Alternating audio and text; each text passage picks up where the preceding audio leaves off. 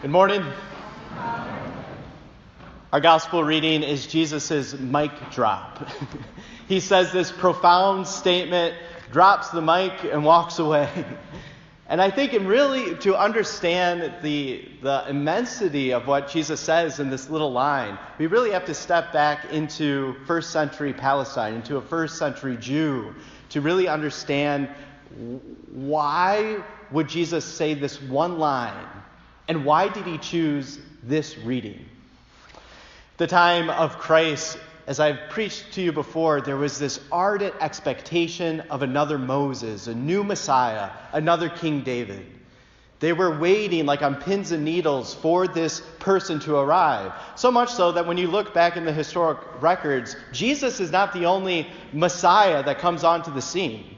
There's actually many different people that have this following around them, and then they end up dying, and they don't rise from the dead. So Jesus wasn't the only one that people saw in expectation, because within kind of the throbbing heart of Israel at the time is this waiting. We're waiting for the Messiah. Jesus then chooses a passage from the prophet Isaiah. Now, among all the prophets, Isaiah is probably the one who speaks the most about the coming Messiah. He's the one who prophesies probably the most about this anticipation and that soon a new Moses, a new King David will arise. And so we hear Jesus read, "The Spirit of the Lord is upon me because he has anointed me to bring glad tidings to the poor. He has sent me to proclaim liberty to captives, recovery of sight to the blind, and let the oppressed go free." All of these things is what the Messiah is going to do. He rolls up the scroll, everyone's looking intently at him, and he says, "Today, these things, this anticipation, this longing in your heart is fulfilled in your hearing." Mic drop. He walks away. Think of being a Jew in that synagogue. How your mind would have been, whoa, what is he saying? How does he mean that right here in this present moment, all the hopes and desires, the anticipation of the longing of Israel is brought to fulfillment today? And he even presses it further. In your hearing. Not within the next week, not within over the course of 3 years, not once I'm dead on the cross. He literally says, now. Because you have come into the presence of him who has made everything. I think many of us find ourselves waiting life away. We're waiting for the next thing to happen to then get on with life.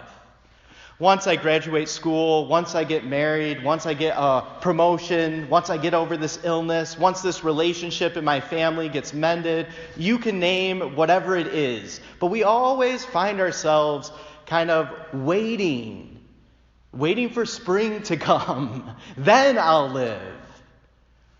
And so in effect, we wait our life away. The fulfillment of your desire is given to you today. That's profound. There's a great saint, Saint John, I'm going to butcher his last name, but Crusade. He wrote a book called The Abandonment to Divine Providence. And in it, he has a wonderful term which he says, the sacrament of the present moment. We know the 7 sacraments, baptism, confirmation, the Eucharist. These ways through which the invisible reality of divine life is given to us in a very physical way, because we're bodies, and so we need that physicality. Well, St. John, he says, there's a sacrament of the present moment. That in the present moment, the now of today, grace comes to me. And this is why his teaching on the abandonment to divine providence is so powerful. Because what he's saying there is, no matter what comes my way, what suffering, no matter what season I find myself in life, I'm precisely in the moment where God can come to me. See, you and I, we escape the present moment all the time. Living in the past, anticipating the future, or addicted to things like this. We're constantly evading the one place God shows up. Where is it? Now. Right now. The future doesn't exist. The past is gone. Where is He? Now. Every collect prayer, I end with the same kind of conclusion, and it says, through Jesus Christ our Lord, who lived 2,000 years ago. Wait, that's not what I say.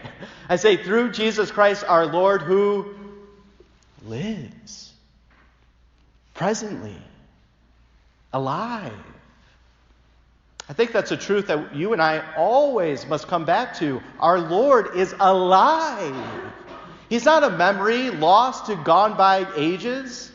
He's not just up in the heavens somewhere and eventually we will be there with Him. The teachings of the church is this heavenly reality presses upon us in this very concrete moment. And the more I press in to the concrete moment, I find God.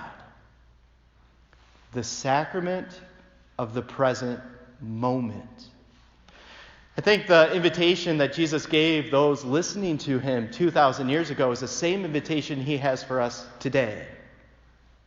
Wherever we find ourselves, even in the greatest of sufferings, even in the places of great doubt or lack of faith, God is present. And we're not called to run away, but rather with a great courage, press in to the moment we find ourselves. I promise you, the more we can let go of the future, let go of the past, and open our eyes wide to the now, the one thing I will find, even amidst the suffering, is God. Because God is the eternal now. And He only exists presently. You and I are called to begin to acquire a heart that can abandon ourselves into His divine providence.